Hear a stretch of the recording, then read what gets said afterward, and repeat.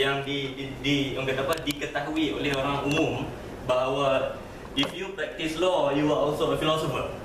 When especially during the orang kata apa, so-called golden ages of the Muslim civilization and the European Enlightenment and early modern period. So contohnya John Locke dan juga John Stuart Mill juga adalah orang yang banyak komen tentang law, dan diorang juga banyak tahu tentang falsafah. Sebab law tidak boleh wujud tanpa falsafah, tapi falsafah boleh wujud tanpa law. Sebab law adalah hasil daripada falsafah. Okay? Now, because both of you are future lawyers and you need to know this, so I need to basuh you cukup-cukup.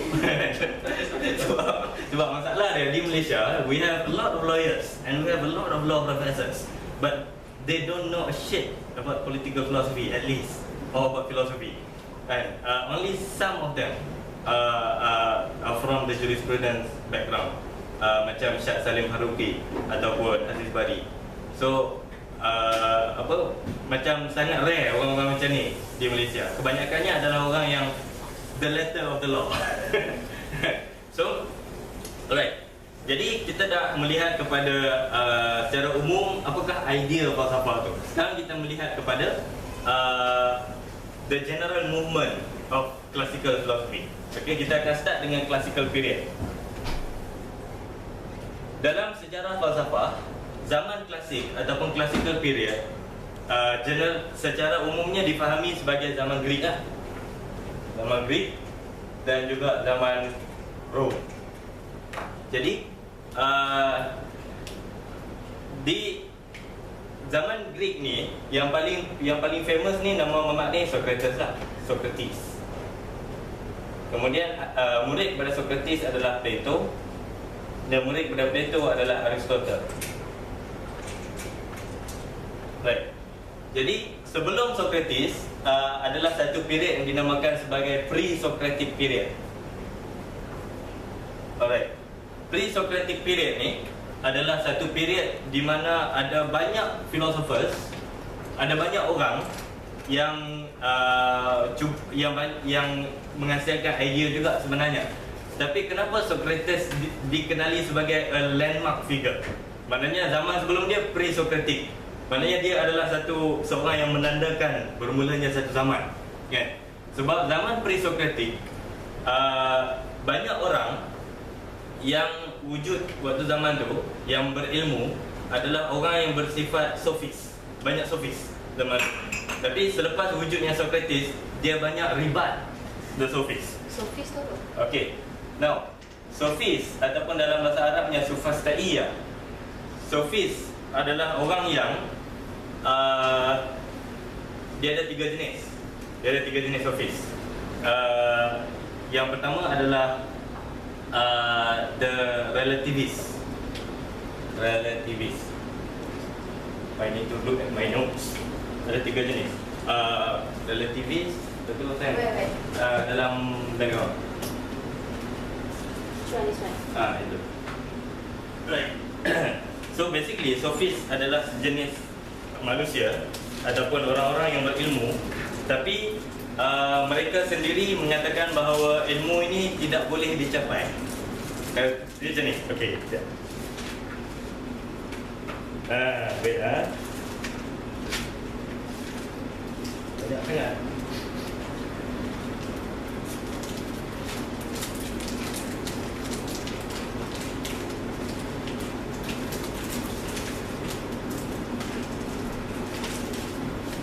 Okay, boleh makan dulu, ni dah.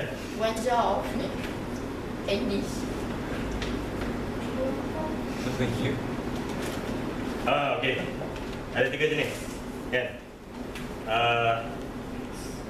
Tiga jenis sofis ni sebenarnya dikategorikan oleh pemikir-pemikir Muslim selepas diorang mengambil idea daripada Greek. So, tapi sebelum tu orang dah mula kenal secara umum apa ciri-ciri sofis. Okey, sofis ada tiga ciri. Yang pertama adalah agnostics. Agnostics ataupun dalam bahasa Arabnya la adriyah.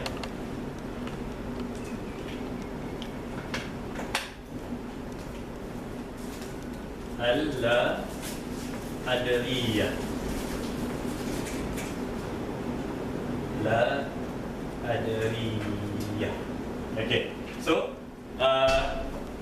agnostics adalah golongan yang mengatakan bahawa we cannot possibly have knowledge. Tidak ada kemungkinan untuk manusia mencapai ilmu. Sebab semua benda yang ada dalam dunia ni boleh menipu manusia. Kalau kita tengok dengan mata kita boleh menipu kita. Kalau kita fikir dengan otak boleh menipu kita. So tak jadi mustahil untuk manusia mengetahui ilmu. Jadi itu adalah golongan yang dikenali sebagai agnostik ataupun alla adriyah. Alla adriyah ini, especially for Sahin, dia berasal daripada la adri. La adri. La adri ini bermaksud I don't know. Adri is I don't know. You see the alif is fi'il mudhari' for ana. Okay. So la is no. Not. So I know not. So alla adriyah adalah orang yang mengatakan kita tidak boleh mengetahui apa-apa ilmu. Okey, itu golongan yang pertama. Golongan yang kedua adalah subjektivis ataupun relativis, ataupun dalam bahasa Arabnya indiyah. Okey. So subjektivis bermaksud apa yang semua benda adalah subjektif dan relatif. Kan? Apa yang aku rasa betul boleh jadi apa yang kau rasa tak betul. Jadi maknanya aku buat apa yang kau rasa betul, kau buat apa yang kau rasa tak, kau buat apa yang kau rasa betul. Tak ada satu standard untuk benda yang betul dalam dunia ni. Kan? So itu juga adalah sofis. Kemudian yang ketiga adalah orang yang bersifat dalam orang kata apa? Dalam bahasa Inggerisnya stubborn people. Tak ingat apa nama dia, tapi dia macam ni.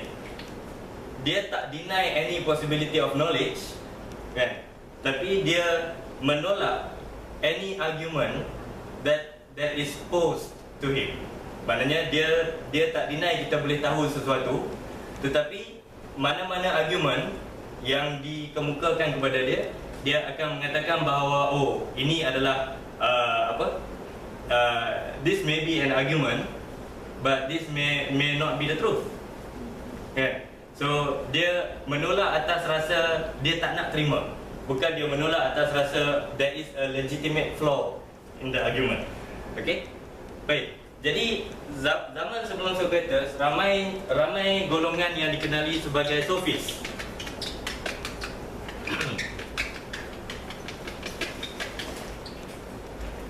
Antara sofis yang masyhur adalah Zeno of Elea. Ada lagi banyak lagi. Tapi ini antara yang paling famous lah. Zeno mengatakan bahawa change is impossible. Now, Zeno adalah seorang yang sangat famous bila dia mengatakan, idea dia mengatakan bahawa sebenarnya semua benda yang berubah di dunia dan juga pergerakan yang wujud di depan kita adalah semua ilusi.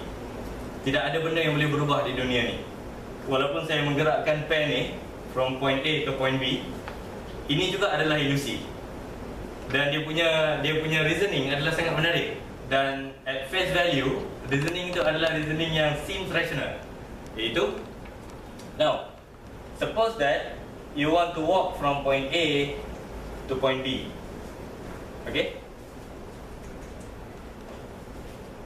Jadi, untuk pergerakan dari sini sampai ke sini, kan, adalah impossible kalau kita tak melalui sini, betul? Kan? Okey, kemudian untuk bergerak, maknanya untuk bergerak ke sini kita perlu melalui sini dulu. Kan? Kalau tak melalui sini, bergerak ke sini adalah mustahil. Kan? Tapi Just saying, okey. Bagi dia orang naik terus lah. Okey. Kemudian Kalau nak bergerak dari sini ke sini, benda ni tak boleh berlaku kecuali dia melalui sini dulu. Dah. Kemudian kalau dari sini ke sini, ni pun tak boleh berlaku kecuali melalui sini dulu. Kan? So, buat benda ni sampai infinity, sebenarnya benda ni tak boleh berlaku kecuali kalau dia stay kat sini. Faham?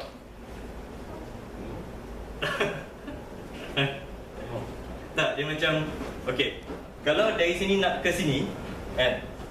Pergerakan dari sini nak ke sini adalah impossible sebenarnya.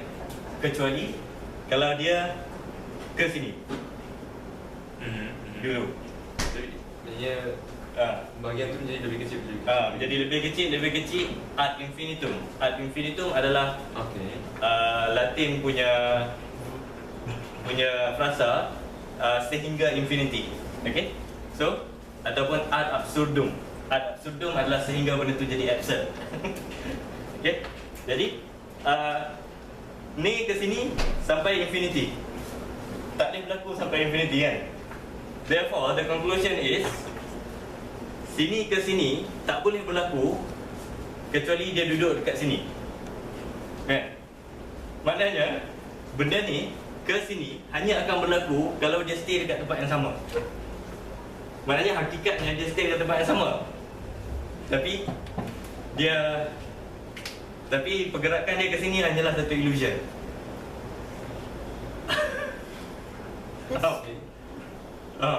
Sikit lah. Filosofi sangat kot. Dah. Okay. So, tapi idea ni adalah kalau kita deny the possibility of time. Sebenarnya. Okay. Sebenarnya idea ni hanya akan valid kalau kita mengatakan time tak wujud. Masa tak wujud. Okay. Cuba kita fikir pasal masa. Time. Sebenarnya masa pun ada satu soalan yang besar juga. What is time? Is it existing or is it only in our imagination? Kan? Masa itu apa benda sebenarnya? Kan? Jadi kalau kita assume mengatakan bahawa masa tak wujud, kan? Kita boleh mengatakan bahawa teori ini memang valid. Tapi kalau kita kata masa wujud, given the possibility that time is moving and your movement happens in time, you can actually move from here to here. But kalau time tak wujud, kan, sebenarnya movement adalah mustahil dari sini ke sini. Kan? So, masalah Zeno adalah dia assume bahawa benda ni happens outside of time. Ini macam bukan brief kelas last week je. Oh, dia? This is like continuing of last week's class. You know, this is philosophers. Okay. Sorry to cut you back. That's why I think they don't. That's why I think they don't understand. Oh, okay. Alright. Okay. Now, okay, tak apa. Kita tinggalkan Zeno. Okay, so just to show you guys that this is one of the sophists. Okay. Yang mengatakan bahawa everything that we know is impossible, and even if you can know something, it is actually relative. Sebenarnya benda itu adalah relatif. Apa yang aku tahu sebagai betul, maybe kau tahu benda itu sebagai tak betul. Ya, okay. Jadi bila datangnya Socrates, Socrates sebenarnya adalah seorang ahli falsafah yang juga terdapat dalam buku sejarah SPM, tapi tak ditulis langsung apa benda yang dia buat tak. Okay. So, in order to answer your curiosity, now we get to know this guy, Socrates. Okay, Socrates hidup pada zaman lebih kurang 400 BC di Athens. Okay, BC ni benar? No. Yes, before Christ. Before Christ. Masuklah. Okay. So, before Christ. Christ ni adalah merujuk pada Jesus. Kenapa Christ? Sebab dia asal daripada perkataan Greek, iaitu Christos. Christos bermaksud the one who died on the cross. Okay. So, ya silakan. Okay. Jadi kita ada 2 orang student baru. Kita akan mulakan dengan ta'aruf lah. So korang terlepas satu benda yang agak mindfuck juga, iaitu Zeno. Because nobody understands that word.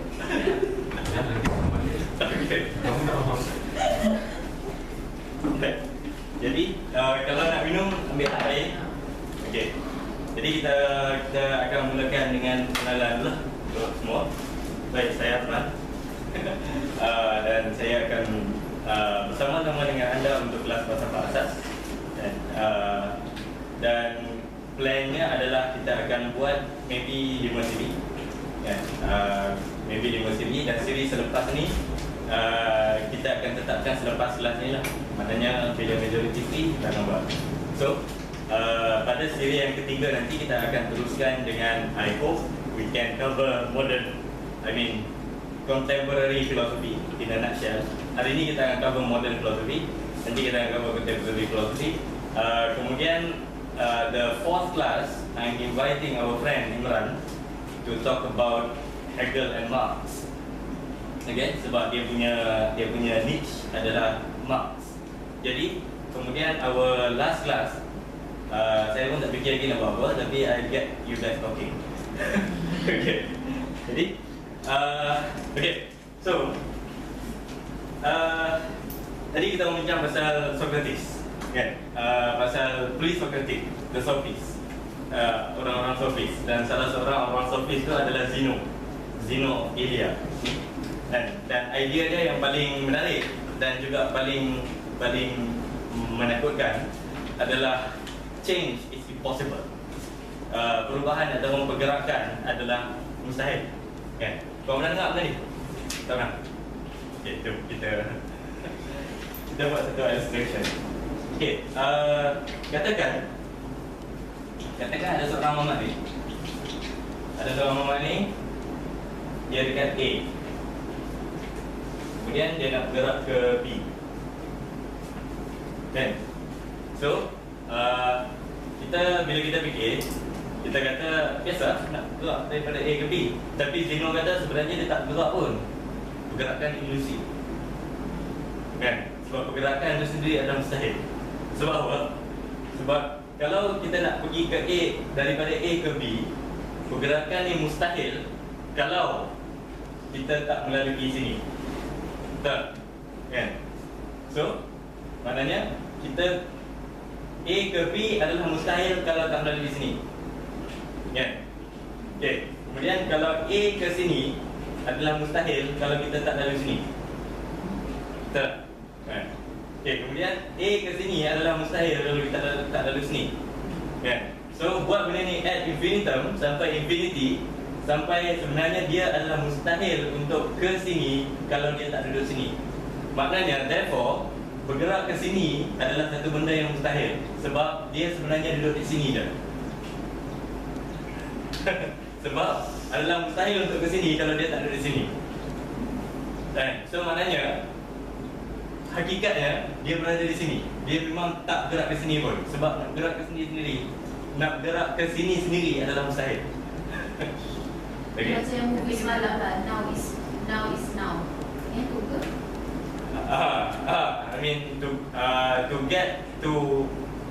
To get to here, you must be here first. Kan? So now is now. Kan? Dalam movie semalam kita tengok Embers. So ni movie semalam kita tengok Embers. Okay. Kalau nak sedut daripada pendrive boleh pergi 14. Okay. Habiskan dulu ha. Baik. So nak menunjukkan bahawasanya teori Zeno ni adalah tak valid kalau kita mengambil kira the possibility of time. Maknanya kalau wujud masa bergerak, masa tu bergerak dan kita bergerak dalam masa, kan? Maknanya kita memang boleh bergerak. Dan tapi kalau kita tidak ada masa, we don't have time, kan? Kita memang tak boleh nak bergerak ke B. Kita memang hanya wujud kat A. Kan? Nampak? Maksudnya masa berhenti, kita pun berhenti. Macam tu. Masa tak bergerak, kita pun tak bergerak. Sebab tak ada kena yang menggerakkan kita kerana tak ada masa macam tu. Ke Therefore kita sudah